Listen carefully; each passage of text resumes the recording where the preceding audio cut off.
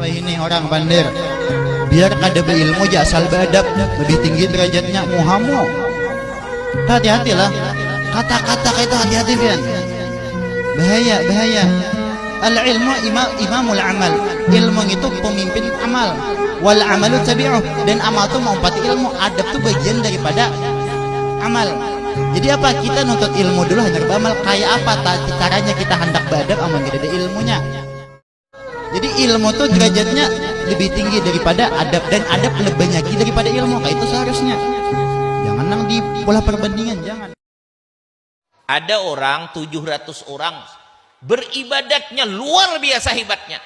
Dengan satu orang nang belajar agama sambil malas tadi lebih hebat nang sambil malas ini nilainya daripada nang 700 bersungguh-sungguh ini beribadat. Dan jadi kalau di pesantren lah pina ada murid tang pangolir jangan diampihi. Karena ini masih hebat, lagi ini masih hebat. Masih hebat dibandingkan orang nang ahli ibadat bersungguh-sungguh 700. Nang pina guring di pesantren, santri-santri jangan disarike, jangan diberi wadai kah barangnya.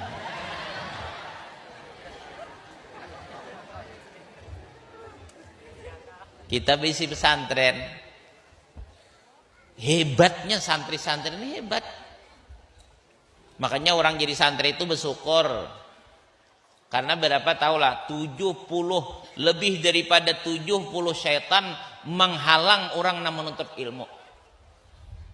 Jadi orang menuntut ilmu itu orang yang hebat, orang yang perkasa. Bahasa kita di sini orang jagal. Kenapa? Mereka mampu mengalahkan 70 syaitan yang menghalang-halangi mereka. Orang yang kada paham dengan ilmu agama, gara-gara kada belajar, gurunya ada tapi kada belajar, maka nang dituntut karena di akhirat siapa nang bertanggung jawab lawan orang itu? Abah dan umanya. Jadi jangan gembira dahulu mun anak tuh kada paham di agama, jangan gembira. Ini anak membahayakan jagarnya di akhirat. Mun hendak balapang-lapangan itu, mun hendak bersenang-senang, anak tuh paham berdatang di agama. Ada apa-apa gawiannya mambil lupa, kenapa ada besar masalah? Masalah penghidupan dunia ada apa-apa? Gawinya kasar kah, pamilupahan kah? Yang penting anak itu paham dalam urusan agama. Sesakit-sakitnya kehidupan di dunia si anak tadi, serendah-rendahnya kehidupan di dunia si anak tadi, tapi kehidupannya kada keluar daripada aturan agama, maka anak itu penyebab keberuntungan kita di akhirat. Tapi sebaliknya, kalau kita berisi anak sehebat-hebatnya dalam urusan dunia, sehebat-hebatnya dalam urusan apapun kehebatan di dunia, tapi kada paham dalam urusan agama, maka anak itu kena menarik kita untuk masuk ke dalam neraka.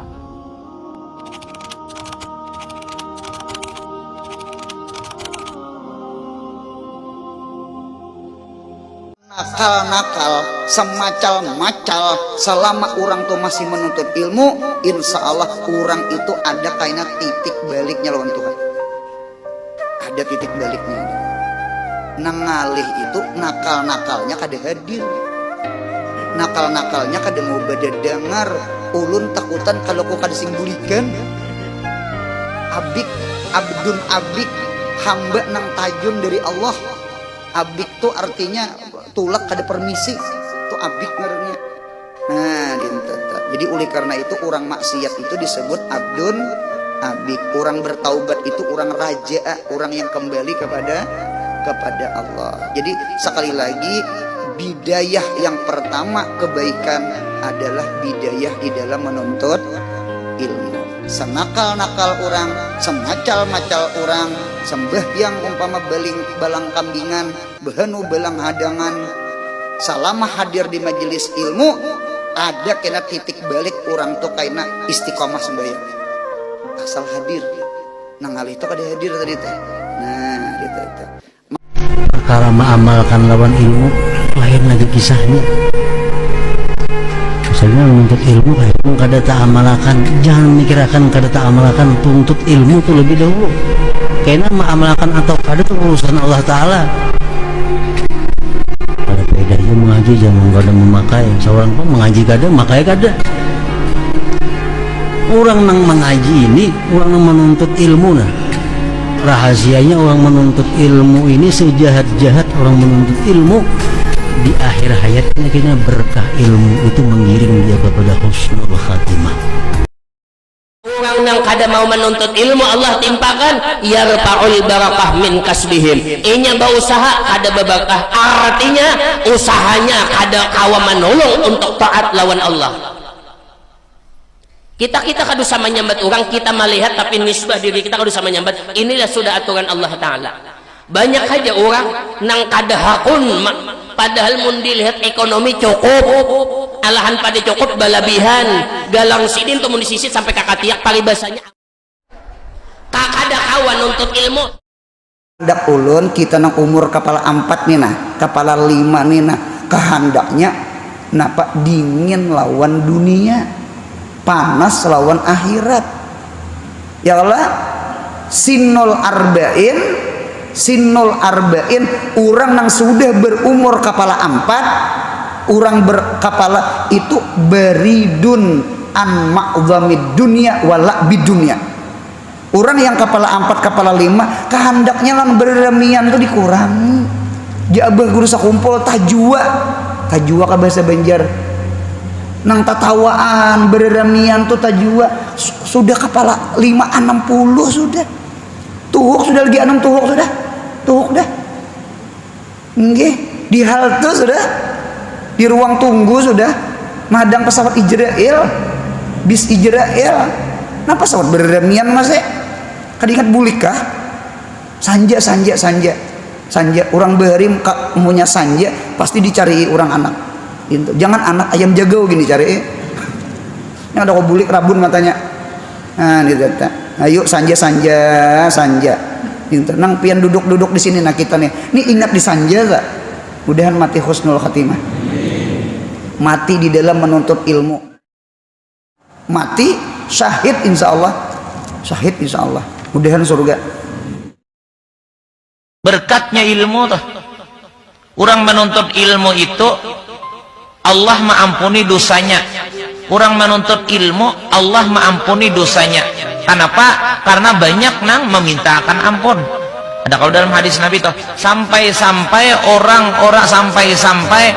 ikan-ikan nang ada di laut memintakan ampun kepada orang-orang nang menuntut ilmu atau mengajar akan ilmu daripada saking ridhonya, senangnya, katujunya melihat orang itu. Karena mereka itu kada berdosa, meminta akan kepada Allah, Allah akan mengampuni orang itu.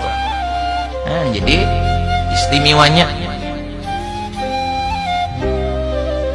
orang nang dalam kubur aja tak angkat adabnya, tak angkat siksanya. Makanya orang belajar ilmu agama itu adalah termasuk pilihan dari Allah untuk dipanggilnya dalam rahmatnya, dalam ridhonya.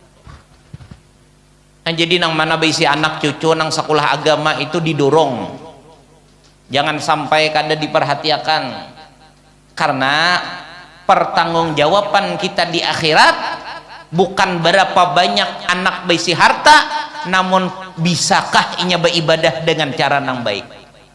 Makanya kita ini kadang-kadang salah nang dibanggakan. Aku nih jauh himong bana sudah anakku berataan, nyaman berataan, balain berataan, ada usaha berataan, itu kan ada pengaruhnya lawan keselamatan kita. Nang berbahaya itu anak kada paham agama, cara berudu kada bujur, cara sembahyangnya kada benar, cara istinjanya kada salah. Nah, orang-orang nang hidup dalam salah dalam urusan agama, sedangkan orang tuanya ada dan kada perhatian kepada anak nang salah ini, maka menjadi tanggung jawab orang tua kaina di akhirat. Ini anak nang cagar manarik seorang ka neraka. Contoh yang lebih kecil lagi adalah dalam satu rumah tangga. Umpamanya orang ini ada anak 5. Jangan kelima-limanya disuruh sekolah umum. Jangan kelima-limanya disuruh berusaha.